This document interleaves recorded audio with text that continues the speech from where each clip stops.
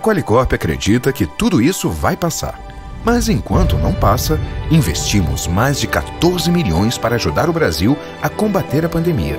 No Rio e em São Paulo, a Qualicorp se associou a grandes empresas para entregar 345 leitos ao sistema público de saúde. Milhares de vidas estão sendo salvas. Juntos, daremos a volta por cima.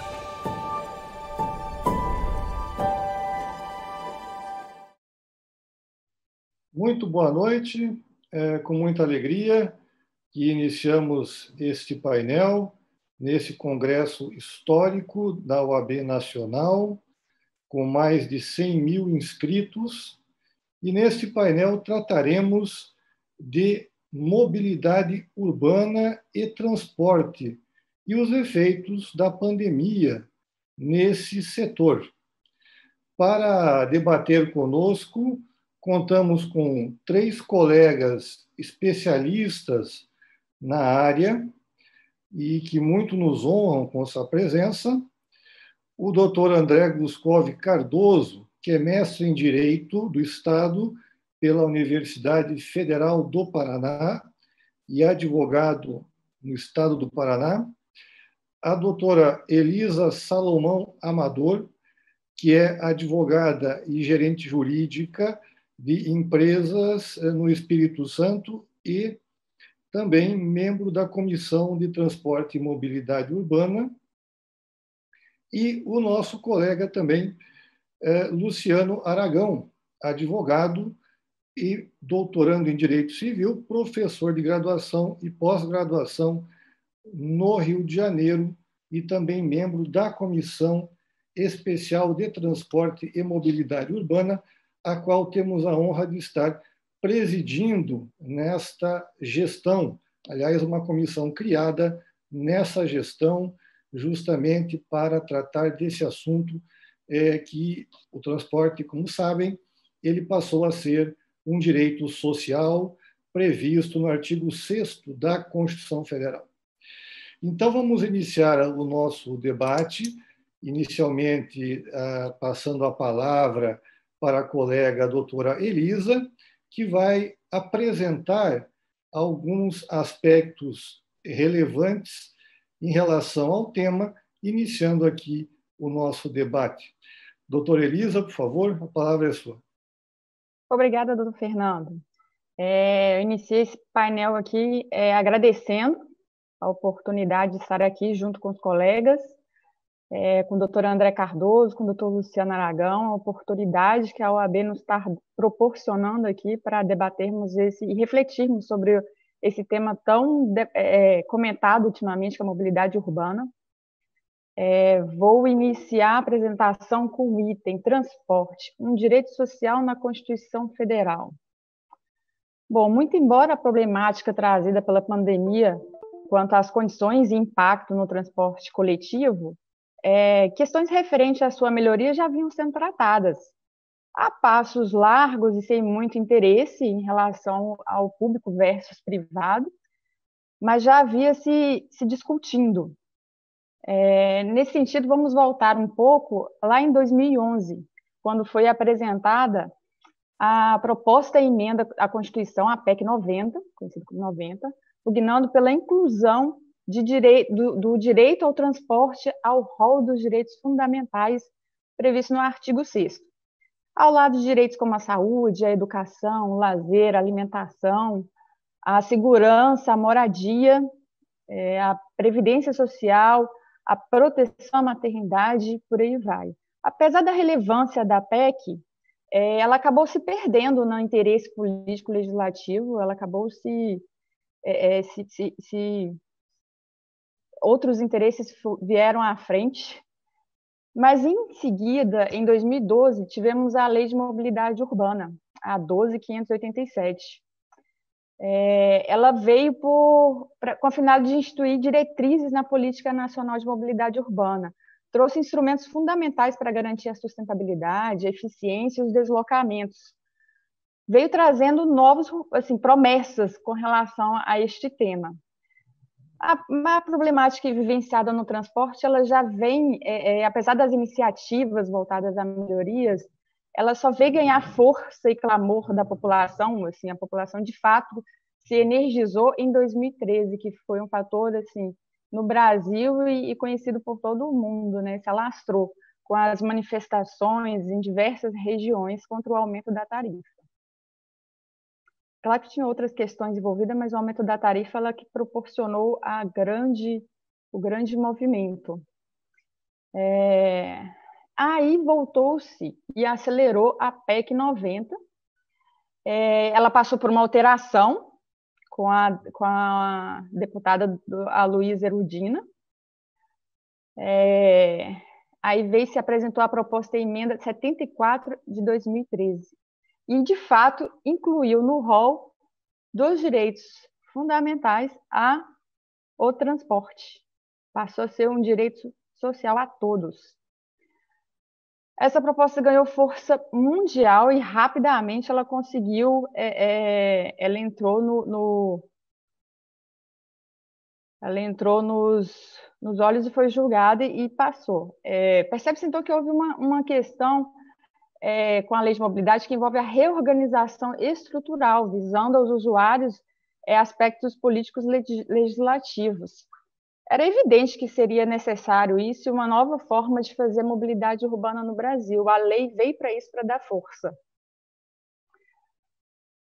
Agora, com a pandemia, isso se tornou mais alarmante, né? Mais urgente, essa necessidade toda. É importante a gente ressaltar também que na lei de mobilidade ela promove uma visão geral e clara das competências, deveres com relação à União, os estados, o Distrito Federal, os municípios.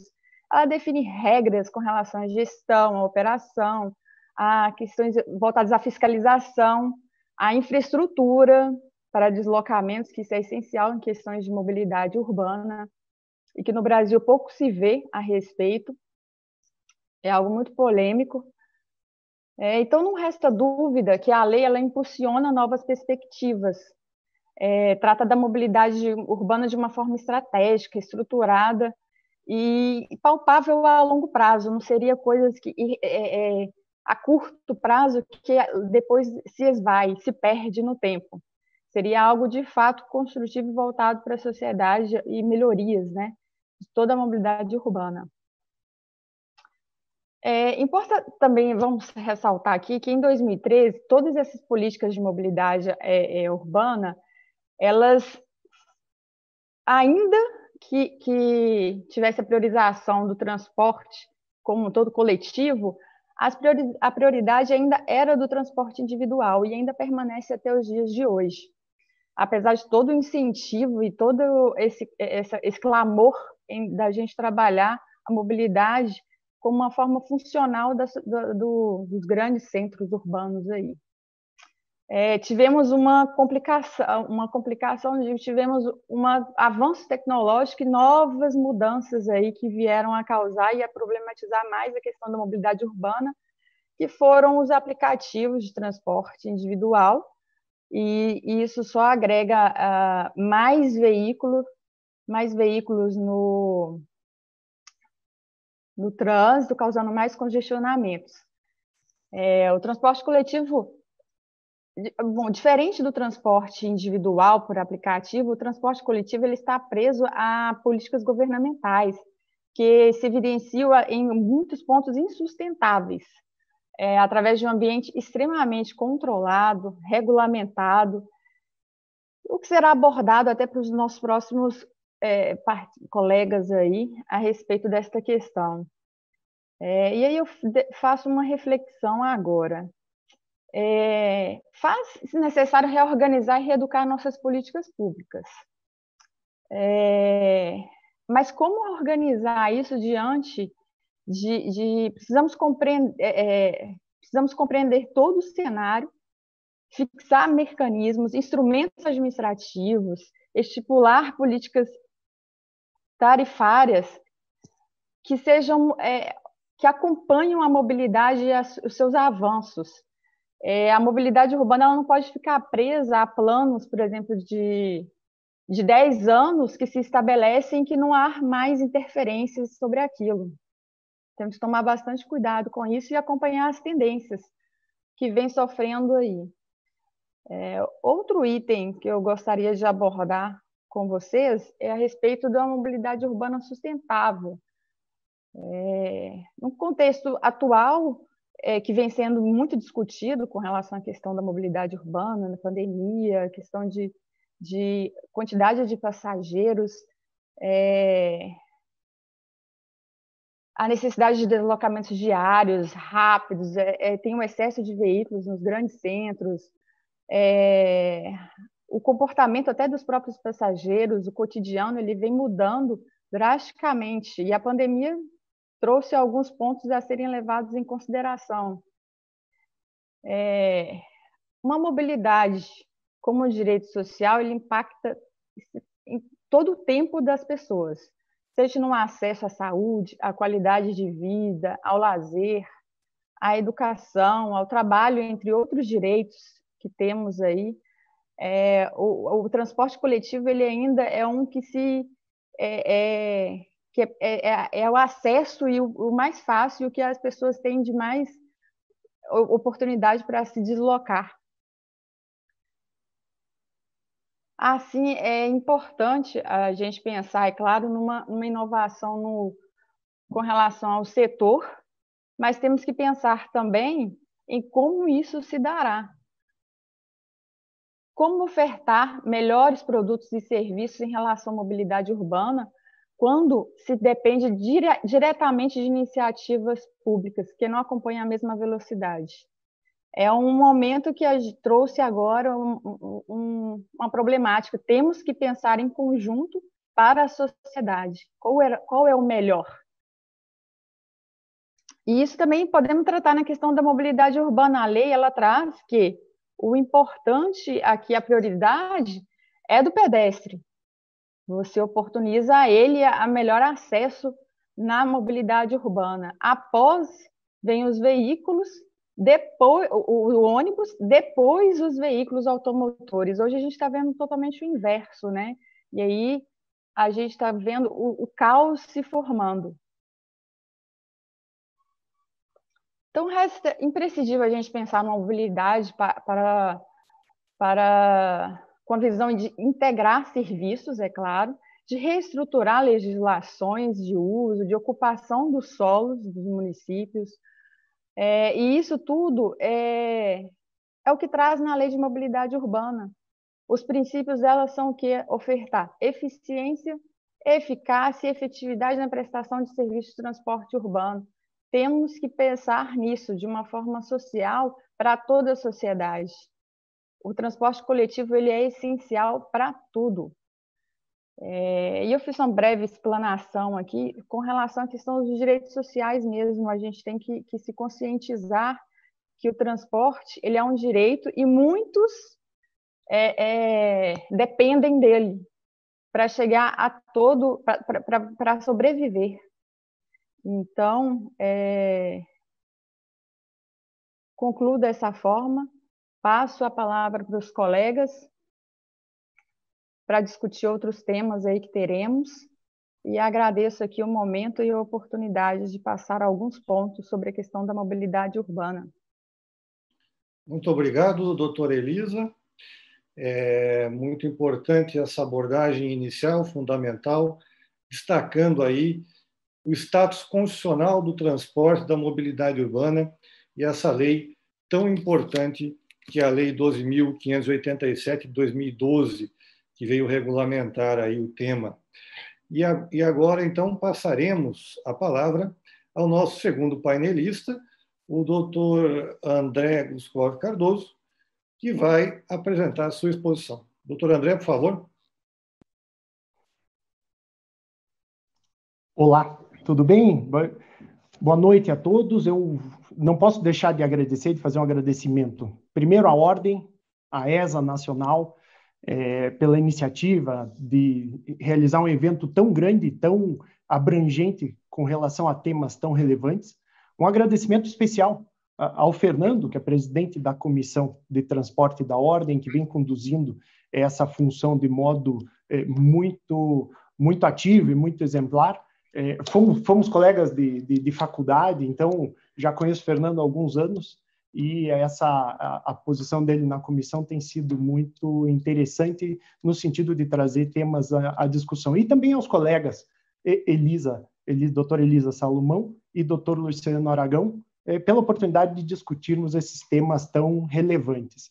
E eu pretendo também fazer uma complementação da apresentação que foi iniciada, tomando como gancho a apresentação da doutora Elisa, que abrangeu muito bem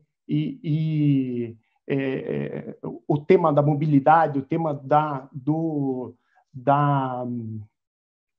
do transporte como um direito social e a necessidade de um transporte público de qualidade para que haja qualidade de vida e qualidade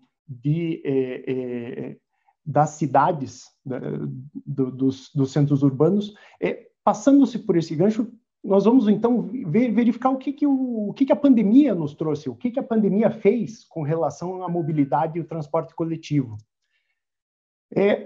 Eu não preciso dizer nada, eu coloco algumas imagens. Então, eu vou colocar a imagem de Bogotá, que é um dos centros mais complicados de trânsito em Bogotá, completamente vazio. E assim por diante, em vários países, Estados Unidos, uma grande rodoviária, Japão,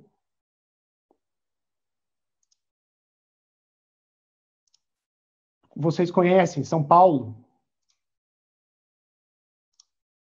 também São Paulo, Roma, tudo isso, essas fotos e imagens valem por 1000 palavras.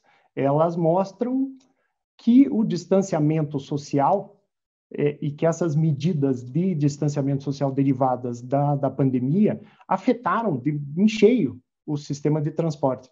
Os efeitos atingem o sistema de transporte coletivo em todo o mundo, também tanto em países desenvolvidos como em países em desenvolvimento. E isso é perceptível pelas manchetes, verifica-se em várias notícias, várias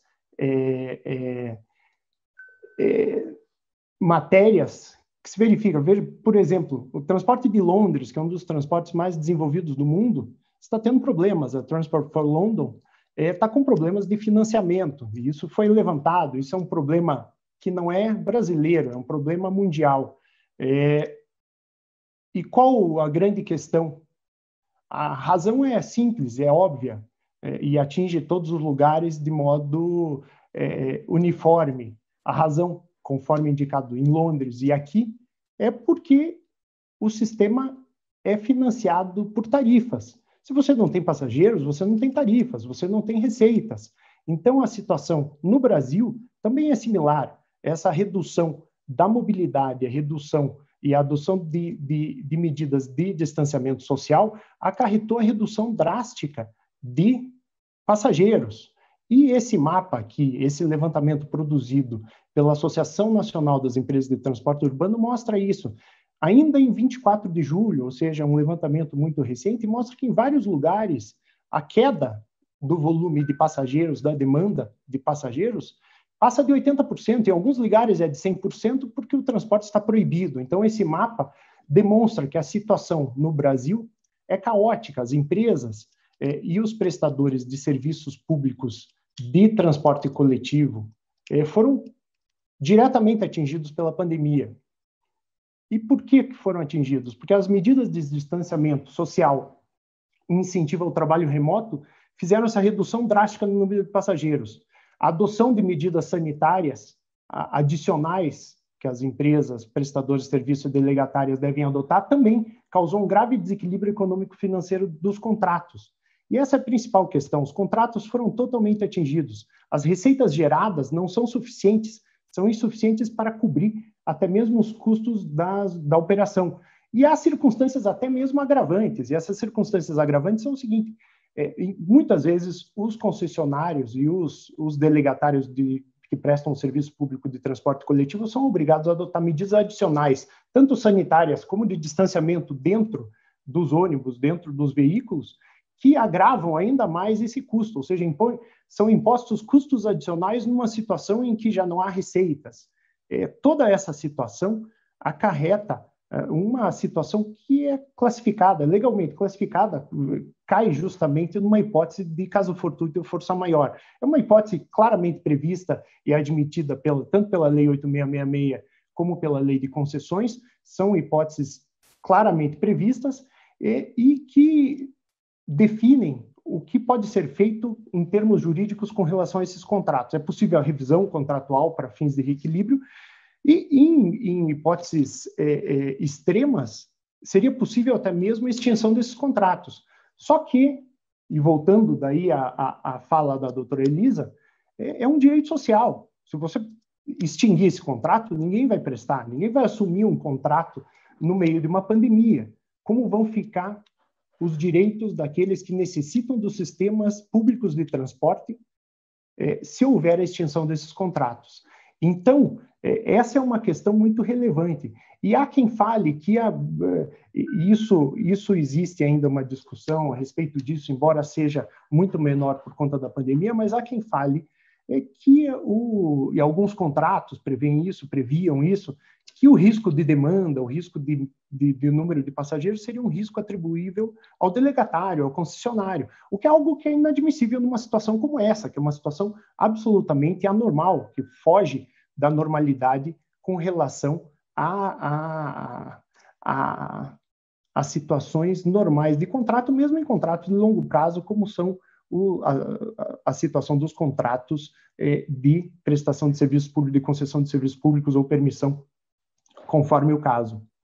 E essa situação foi reconhecida pelo STJ numa suspensão de liminar, suspensão de segurança em sede de liminar, foi conhecido expressamente. Eu menciono aqui esse precedente, é algo que vem sendo reconhecido por outros tribunais também.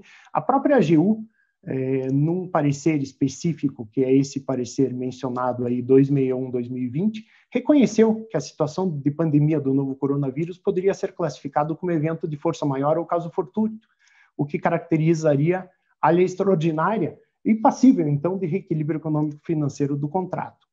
Essa situação conduz à seguinte pergunta: o que é possível fazer? Nesse momento presente, no momento atual, no momento específico, assim, em termos emergenciais, o que é viável fazer? A primeira resposta é a seguinte: é a adoção de medidas imediatas, porque a lei manda que sejam tomadas de imediato, para a recomposição do equilíbrio econômico-financeiro. Dentre essas medidas, pode-se mencionar renegociação dos contratos, criação de subsídios tarifários, redução de encargos do concessionário, inclusive por meio de medidas de exoneração tributária. Isso vem sendo feito por vários municípios, por vários estados, vem adotando essas medidas auxiliares que não se referem diretamente ao contrato de concessão, mas que acabam por reduzir os custos dos concessionários. A adoção também, outra medida também, que é uma medida de fomento, que também se presta a auxiliar financeiramente os concessionários, é a criação de linhas específicas de financiamento e mesmo auxílios emergenciais por parte do poder público para manutenção de um nível mínimo de serviço de transporte coletivo dentro de cada município, dentro do estado, conforme o caso. Agora, essas possíveis soluções jurídicas, elas sempre encontram, elas são muito fáceis, estão previstas na lei, elas são fáceis de se pensar, mas há alguns limites e dificuldades que são colocados sempre. Alguns deles que são mencionados aqui é que subsídios tarifários, por exemplo, dependem, em geral, de lei específica de disponibilidade financeira do ente.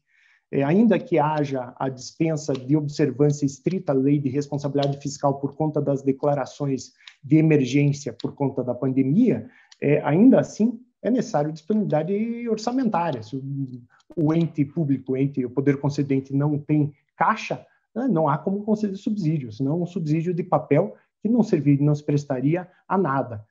Há margens estreitas para renegociação, considerando a necessidade de se manter a operação, ou seja, não adianta ampliar o prazo do contrato, porque o que se necessita agora é uma solução imediata, uma solução que coloque fim ao problema de modo emergencial e imediato, de modo que o transporte continue sendo prestado, o serviço de transporte continue sendo prestado.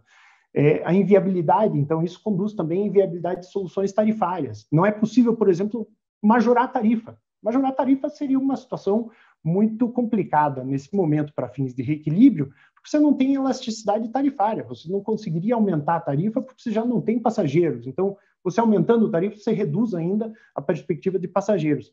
E ainda também decorre também de uma visão equivocada por parte de alguns entes com relação aos limites, às modificações dos contratos administrativos, o que é uma percepção falsa, mas que ainda é levantada em alguns casos, é levantada em algumas hipóteses. E essas situações, algumas dessas soluções jurídicas, passam também por novas leis. Por exemplo, o projeto de lei do Senado Federal, número 2139 de 2020, é um que justamente se presta a tentar regulamentar de modo emergencial a relação dos contratos administrativos. Essas providências são apenas emergenciais, como falei. Além dessas providências emergenciais, o que a pandemia nos mostra e nos coloca é a necessidade de repensar a forma de prestação e de financiamento desses serviços para o futuro. E já menciono por quê, já indicarei por quê. A perspectiva para o futuro não é boa. A pandemia, ainda que passe, e quando passar, nós temos um relativo grau de incerteza quanto ao momento em que a pandemia será totalmente superada. Quando ela passar, o que se espera é uma economia debilitada, é um movimento econômico e um movimento debilitado. A revista The Economist, por exemplo, menciona a economia dos 90%. Isso analisando uma perspectiva de países desenvolvidos. Não há nenhuma perspectiva, pelo menos eu não conheço nenhum estudo que foi feito especificamente para o caso brasileiro, mas se não é 90%, o caso brasileiro é até pior. E as perspectivas para o futuro são essas. A Economist anuncia em vários artigos que a economia que vai ser deixada de legado depois desses lockdowns, depois da pandemia, é uma economia muito menor do que a economia que existia antes. E para o futuro, o que pode se pensar? Quais são as possíveis perspectivas para o futuro? Há algumas coisas que se pode pensar, que são uma revisão radical dos contratos e dos modelos de concessão. E isso vai ser tratado em seguida pelo Dr. Luciano, que vai enfrentar alguns aspectos específicos. A verificação da insuficiência e da morosidade dos mecanismos jurídicos atuais também é algo que tem que ser repensado. Os contratos têm que ser mais ágeis, a relação tem que ser mais franca, tem que ser mais transparente entre delegatários e poder concedente, de modo a que, se houver situações como essa pela qual estamos passando, isso seja solucionado do modo mais rápido, mais eficiente, mais objetivo possível, já que o serviço público é, como mencionou a doutora Elisa, um serviço social, um direito social e algo que a sociedade necessita. Não é possível pensar em transporte urbano sem se pensar em transporte coletivo. É necessário também repensar os instrumentos jurídicos e também instrumentos legais de outorga de serviços de transporte coletivo. O modelo de concessão e permissão puro e simples, com ou sem subsídio, é algo que tem que ser repensado e tem que ser repensado de modo conjunto. Num esforço conjunto, num esforço concentrado e conjunto do poder público e dos delegatários e dos interessados, da sociedade, de órgãos de controle, de modo a formular soluções criativas e sustentáveis, econômica e juridicamente. E aí eu me refiro a uma previsão específica da Lei de Mobilidade Urbana, que foi muito bem abordada pela doutora Elisa quando falou antes. A Lei de Mobilidade Urbana ela prevê expressamente no artigo 6º, inciso 8, que os transportes urbanos eles têm que ter eles necessariamente dependem de da garantia de sustentabilidade econômico-financeira dessas redes de transporte. Isso é essencial. Pensar a sustentabilidade financeira do serviço de transporte é repensar, tanto em termos jurídicos como econômicos. E por todos esses motivos, além de se estar numa situação muito difícil que deve conduzir a essas soluções emergenciais, a pandemia, no mínimo, vai servir também para que se repense em termos objetivos e jurídicos e econômicos toda a relação de prestação de serviço, toda a relação de delegação de prestação de serviços públicos no âmbito do transporte coletivo. Eu agradeço a oportunidade e podemos discutir mais depois no momento dos debates. Muito obrigado. Muito obrigado, doutor André. A doutora Elisa nos coloca, né, a questão do direito social. A Associação Nacional de Transportes Públicos estima que o setor de transporte coletivo urbano transporta 70 milhões de pessoas por dia, ou transportava no período pré-pandemia, e é um setor que não parou. O doutor André trouxe aí a problemática, né? O setor não parou, mas ele pode parar, porque é insustentável essa situação. Então, agora vamos ouvir o nosso colega, ilustre doutor Luciano Aragão, trazendo a ele a seguinte questão, né? Hoje, a ANTP estima 1.800 empresas prestadoras de serviço para transportar esses 70 milhões de pessoas, inclusive as mais carentes, como disse a doutora Elisa. Como vai ficar o prestador de serviço, doutor Luciano? Boa noite a todos. Eu gostaria primeiro de parabenizar a brilhante exposição da doutora Elisa, a brilhante exposição também do doutor André. Em seu nome, presidente, eu gostaria de agradecer aos nossos presidentes da Ordem dos Advogados do Brasil, o doutor Felipe Santa Cruz, presidente da Ordem Nacional. Também agradecer ao meu presidente aqui da Ordem dos Advogados da Seccional do Estado do Rio de Janeiro, doutor Luciano Bandeira, e também no nome dos colegas expositores, agradecer a todos os demais colegas advogados que estão nos assistindo e nos prestigiando. Dar parabéns à ESA Nacional, porque fazer um evento dessa magnitude, com 100 mil pessoas inscritas, com brilhantes expositores, um temário maravilhoso. Então, isso engrandece a advocacia, isso leva mensagens à comunidade jurídica, isso leva ao ambiente de debate, isso é uma troca entre advogados, entre juízes, entre promotores, entre acadêmicos. Então, eu parabenizo a Ordem dos Advogados do Brasil na sua pessoa, meu amigo e presidente da nossa estimada e honrada comissão. Obrigado. Bem, conforme muito bem a doutora Elisa expôs, e o doutor André também, e essa provocação bem-vinda feita pelo nosso presidente, pelo nosso mediador, como é que ficam as empresas, né, nessa situação toda? Eu trago aqui algumas estatísticas, fazendo só uma breve introdução da minha exposição, né?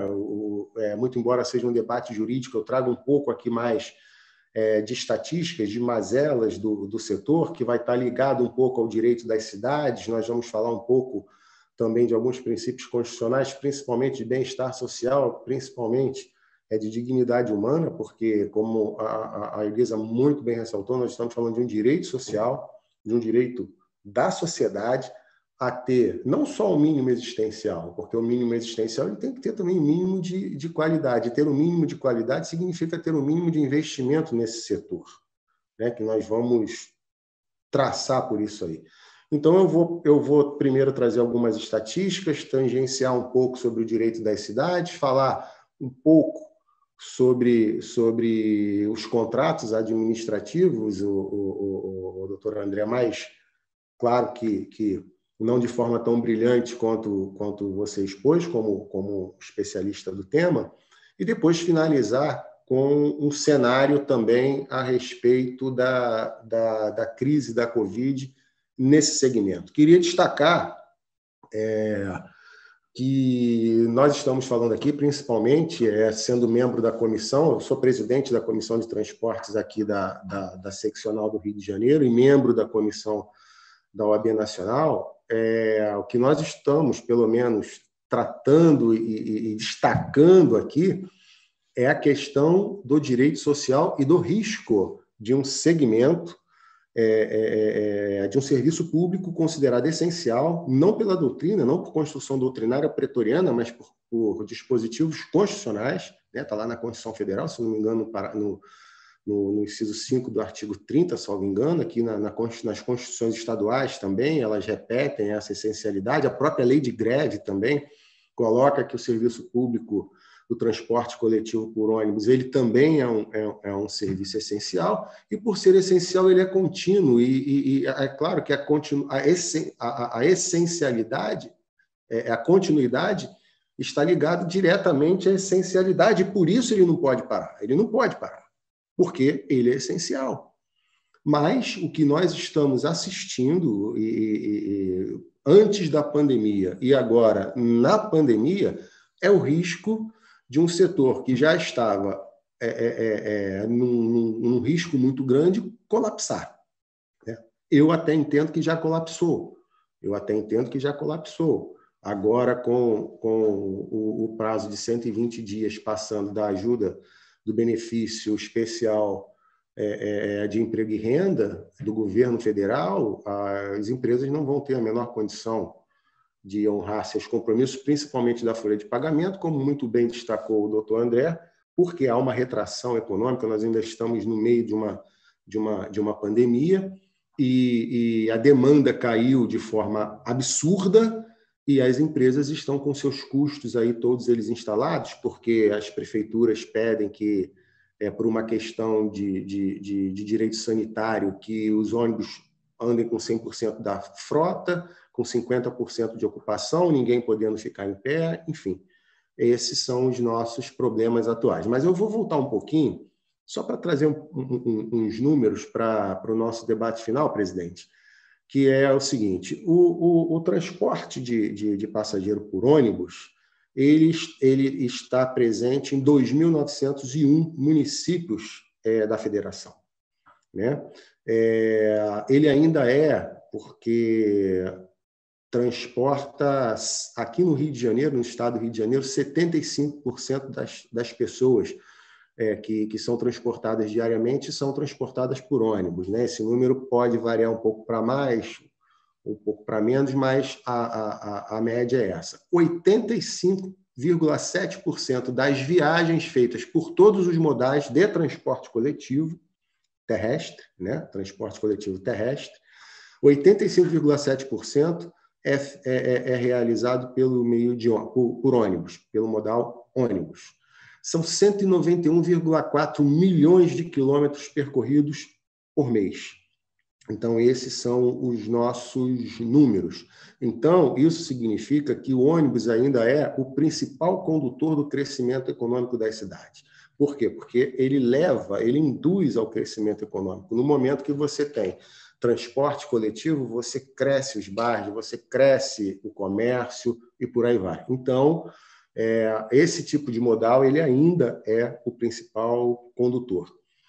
Porém, a falta de investimento no transporte coletivo é histórica. Se você for pegar a história aí, desde Roma, como grande cidade, o investimento não foi no transporte coletivo.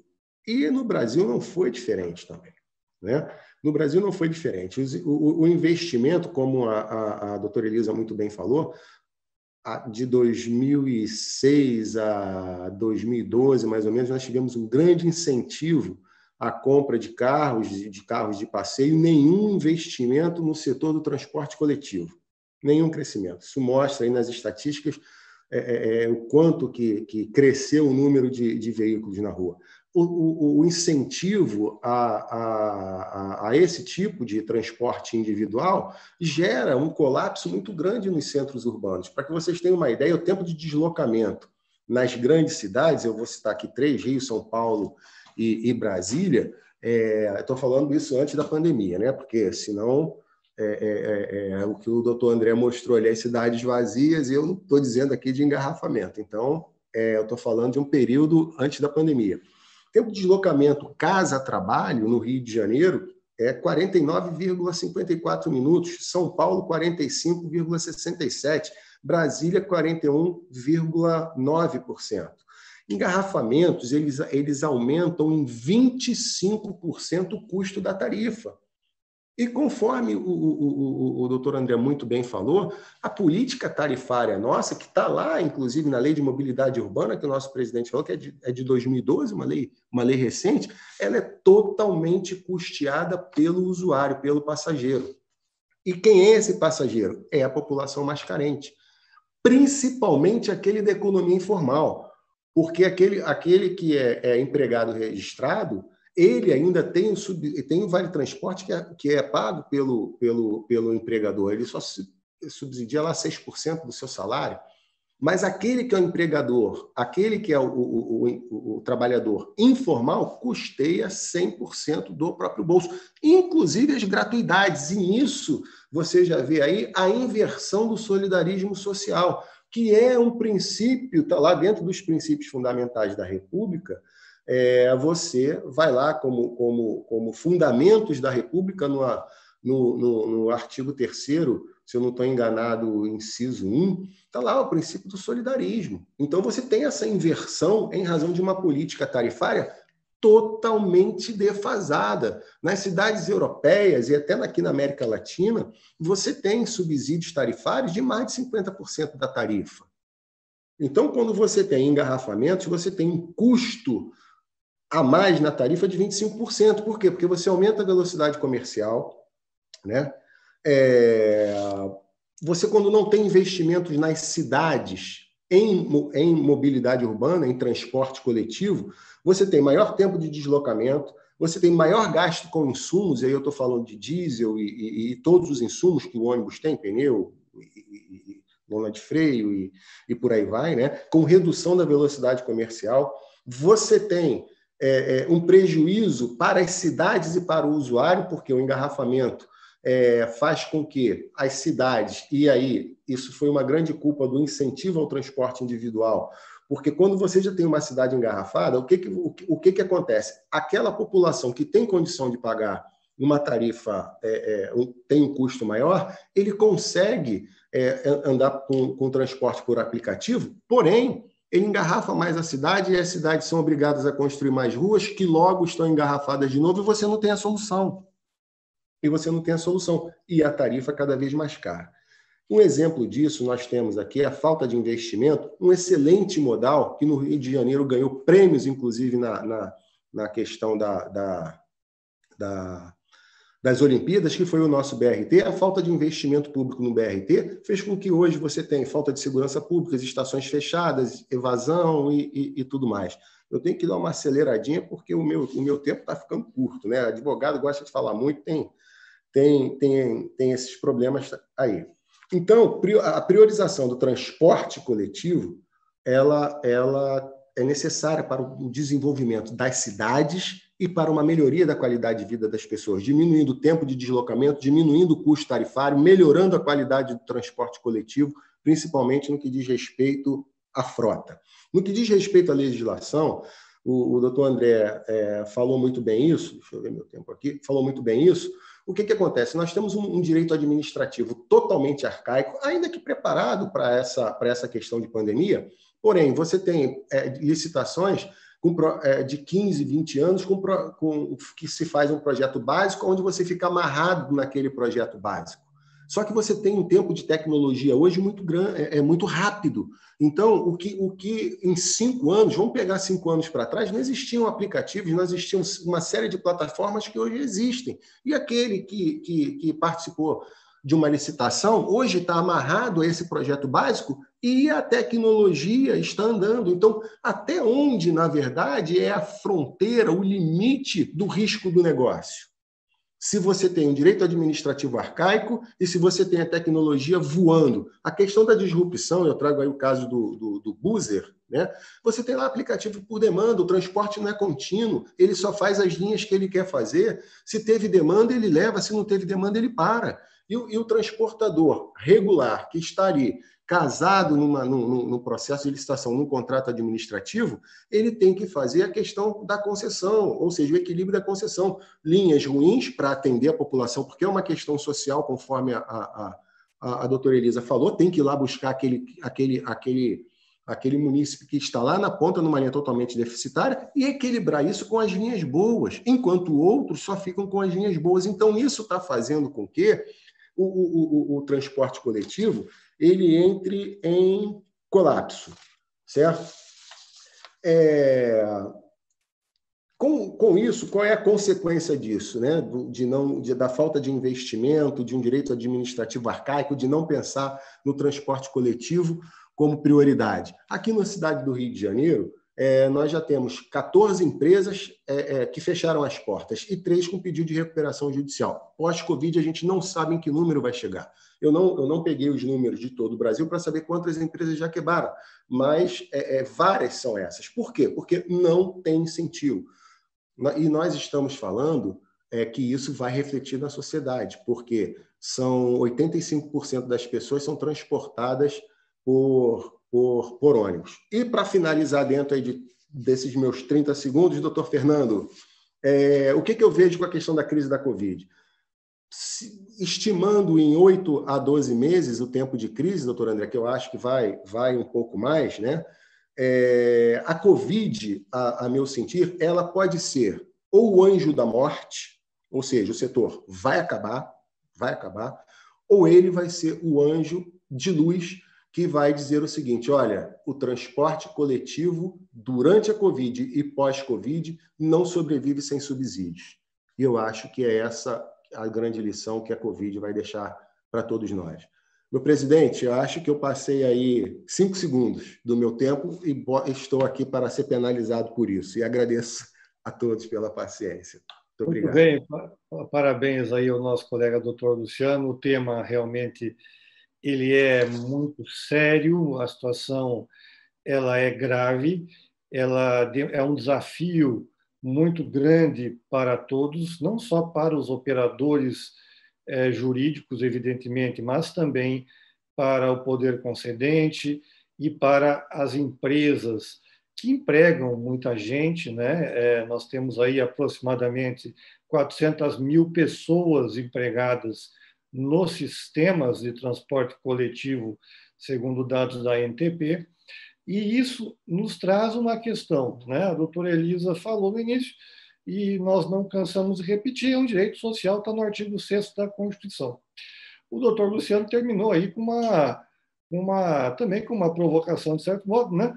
O que teremos agora, né? Aquele cenário apocalíptico de filme, né? De horror, em que as pessoas ali estão como absolutamente desassistidas, ou nós poderemos ter, e aí eu coloco isso para todos os debatedores, para nós trocarmos agora uma ideia num bate-papo aí também informal, né?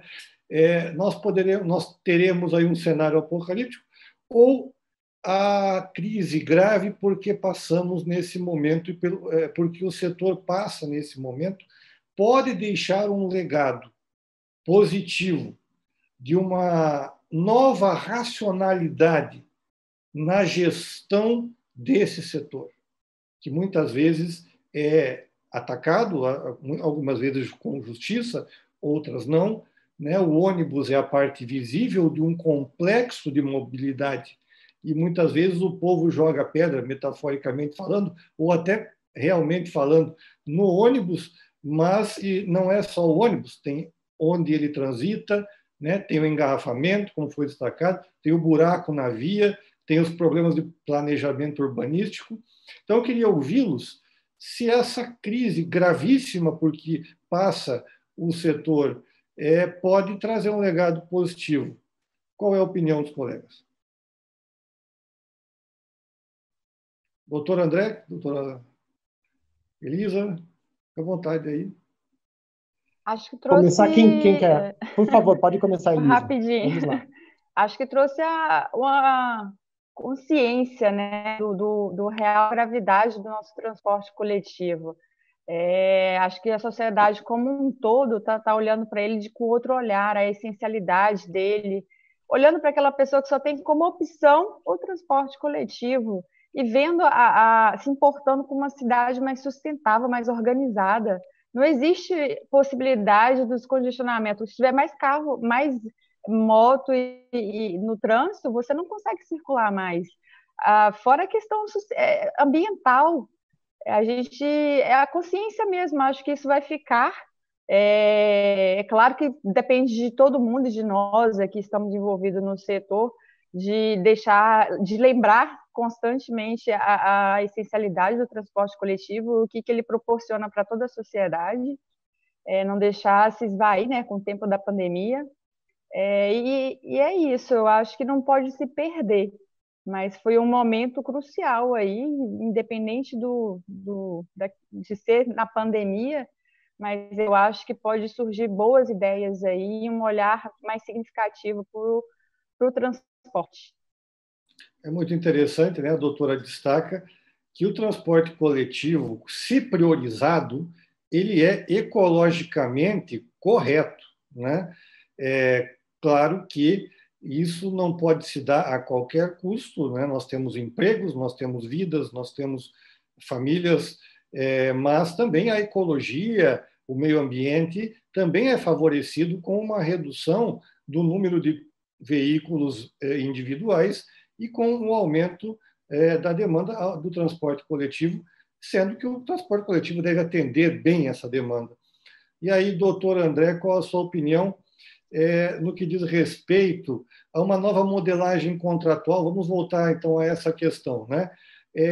Aquela questão draconiana da Lei 8666, da vinculação ao edital, isso vai sofrer uma mudança de enfoque no direito administrativo, na sua opinião? Teremos maior flexibilidade? E se tivermos, essa flexibilidade também não tem que ter limites, haja vista que o transporte tem que atender também, como foi dito pelo doutor Luciano, as linhas deficitárias, ou seja, o vale tudo, a abertura total de mercado, ela atenderia, ela não seria um problema também nessa perspectiva, à medida que, como se diz vulgarmente, né, todos querem o filé mignon, mas ninguém quer o osso, né? Então, nós precisamos equilibrar isso. Como equilibrar isso, doutor André? Sem dúvida, veja, eu tenho plena certeza de que a pandemia, a despeito de ser uma tragédia e que atinge todo o setor de forma muito grave, vai ser um catalisador para essa nova movimentação. E não só no setor de transporte, não só no setor de transporte coletivo, vai ser um catalisador para todos os contratos administrativos, tentando mitigar e tentando afastar essa visão do contrato administrativo de visão de um contrato draconiano, um contrato em que o Estado sempre se sobrepõe ao particular. Essa é uma constatação, porque não há como se conduzir mais as relações entre os particulares e Estado numa visão que remonta a séculos atrás, é uma visão que não é compatível com a nossa realidade atual. Mas mais do que isso, existe vai servir também como catalisador para uma visão, para o reconhecimento de que há uma esfera de atividades que é essencial, e essa esfera de atividades vai continuar sendo serviço público. Pode ser prestado pelo particular, mas vai continuar sendo serviço público, vai se destinar a atender a coletividade. E isso não é suprido pelo mercado. O mercado, se alguns serviços, se alguns setores, regiões, linhas e bairros de algumas cidades fossem deixados ao mercado, o mercado não atende tudo. E basta verificar que não existe, não há em lugar nenhum do mundo uma situação em que todo tipo de transporte seja deixado à liberdade de mercado, principalmente transporte urbano. Os grandes centros urbanos, eles têm um serviço público coletivo e que é um serviço público de transporte de massa. E essa é a visão que existe em todo mundo, e é uma visão que vai sendo aprimorada, e certamente a pandemia vai servir como catalisador para que se tenha também essa visão de se verificar, se repensar a importância do serviço público em determinados setores, especialmente no nosso setor, no setor do transporte coletivo. Doutor Luciano, as empresas, elas vão se modernizar, elas têm condições de se modernizar, em que pese tudo indica, né? Elas dependerão de recursos públicos também, né?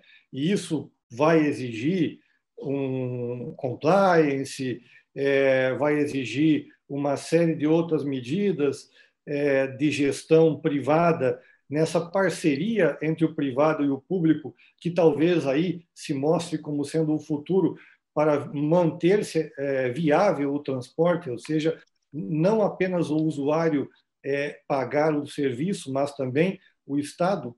Então, para nos encaminharmos para o final, já concluindo, pediria que o colega rapidamente fizesse aí uma observação com relação a isso.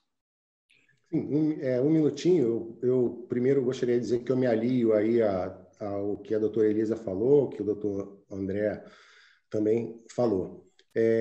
Eu entendo o seguinte, que não tem a menor condição de se falar em transporte coletivo sem subsídio tarifário durante agora a pandemia e no pós-pandemia. E que isso vai ter que acontecer, porque o serviço ele é público, essencial, contínuo, não pode parar.